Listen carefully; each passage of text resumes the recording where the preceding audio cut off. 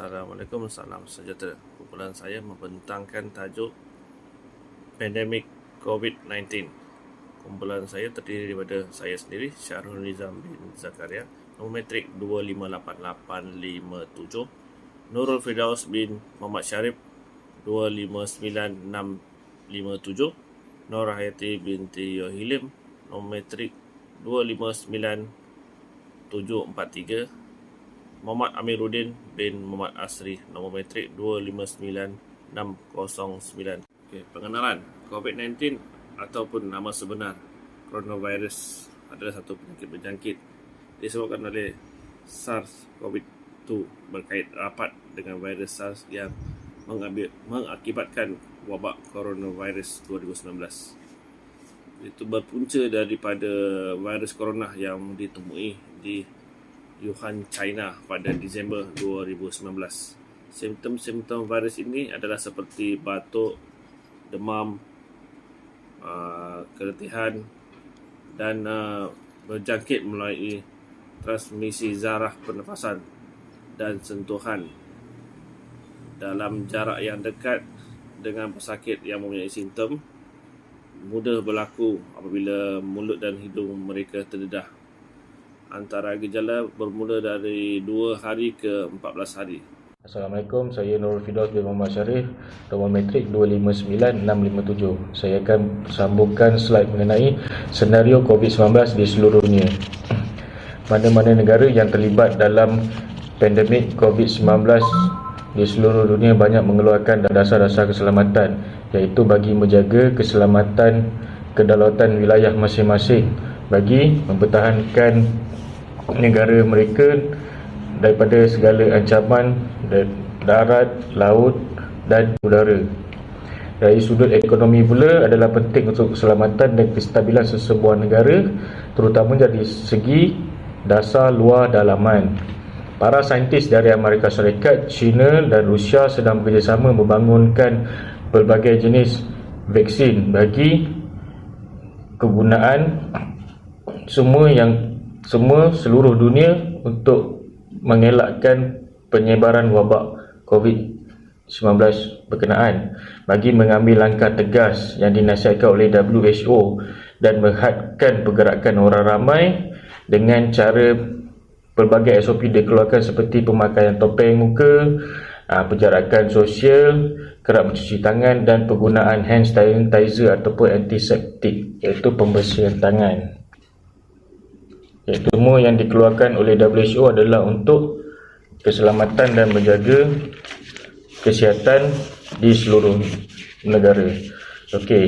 Yang keduanya pula Perintah Kawalan Pergerakan, iaitu Perintah Kawalan Pergerakan yang dikeluarkan adalah untuk mengekang penyebaran wabak yang menjadi satu krisis yang disifatkan satu pandemik oleh Pertubuhan Kesihatan Dunia WHO, dan setiap negara telah memberi respon dan tindakan yang berbeza. Saya bagi contoh, antara contohnya di Ghana, Afrika telah menyekat kemasukan pelawat dalam masa 14 hari, manakala di negara Amerika Syarikat pula telah mengenakan larangan dari seluruh Eropah dan sepadan antara Kanada Amerika Syarikat yang ditutup pada mulanya 18 Mac hingga 18 Mac tahun 2020. Di negara Eropah pula kita melihat Perancis menguatkuasakan perintah berkurung yang berlangsung selama 15 hari dan hanya boleh meninggalkan rumah mereka untuk pergi ke pasar raya, farmasi ataupun kerja saja. Itu pun dalam jarak penjarakan sosial yang telah ditetapkan. Dan akhir sekali saya melihat Sekatan Pergerakan diketatkan di mana rakyat mereka hanya boleh melakukan aktiviti-aktiviti sosial seperti bersenam, bersendirian ataupun bersama anak-anak. Assalamualaikum warahmatullahi taala wabarakatuh. Saya Muhammad Amiruddin bin Muhammad Asri, nombor metrik 259609. Perintah Kawalan Pergerakan di negara Asia. Di negara Asia iaitu di China, di mana di wilayah Hubei yang mana menjadi pusat penularan wabak COVID-19 telah berjaya melaksanakan kawalan terhadap sejumlah 60 juta orang penduduk serta menguatkuasakan arahan kuarantin mandatory di seluruh negara. Pelawat yang tiba dari Iran, Itali, Jepun atau Korea dan melancong ke Beijing, Guangzhou atau Shanghai dikehendaki menjalani kuarantin selama 14 hari. Penguasaan langkah-langkah pembendungan yang ketat oleh China ini telah berjaya membendung bilangan kes COVID-19 baru. Tindakan negara ini telah mendapat pujian daripada Pertubuhan Kesihatan Dunia (WHO). Di Malaysia, Pentadbiran Kerajaan Perikatan Nasional mengambil alih kawalan ke atas tampuk pemerintahan dalam keadaan yang kurang ideal, di mana telah merangka strategi baru untuk memastikan negara bebas daripada wabak bahaya itu. Salah satu langkah terpenting yang dilakukan kerajaan dalam tempoh 100 hari pertama kawalan ialah pelaksanaan 4 peringkat Perintah Kawalan Pergerakan PKP yang berkuat kuasa bermula pada 18 Mac 2020 sehingga 3 Mei 2020. Selepas itu, Pemerintahan Kawalan Pergerakan bersyarat dikeluarkan pada 4 Mei 2020 hingga 9 Jun 2020 dan pada 10 Jun 2020 hingga 31 Disember 2020. Perintah Kawalan Pergerakan PKPP Akta 342 Akta Pencegahan dan Pengawalan Penyakit Berjangkit 1988 iaitu mengawal tindakan awam pihak berkuasa termasuk pembentangan langkah PKP. KKM juga mendapat kemasukan aset tambahan menambah sehingga RM1 bilion untuk pemerolehan perkakasan dan seterusnya memberi subsidi kepada pentadbiran pakar klinikal serta ansuran kiriman yang wang unik kepada buruh. Sekian, terima kasih. Assalamualaikum warahmatullahi wabarakatuh. Saya Nur Hayati binti Yohilim, nombor metrik 259743. Secara kesimpulannya, situasi penularan COVID di Malaysia tidak bertujuan untuk menyusahkan, malah melindungi diri kita sendiri, malah untuk orang lain juga.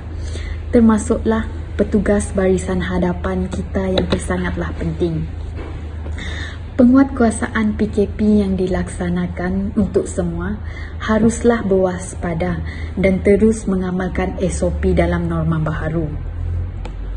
Aktiviti-aktiviti yang anda boleh lakukan juga semasa PKP, hal ini termasuklah projek rumah tangga yang mudah bagi mencapai sasaran bekerja dari rumah secara mudah, atau mengasah semula kemahiran memasak yang anda perolehi semasa PKP pertama.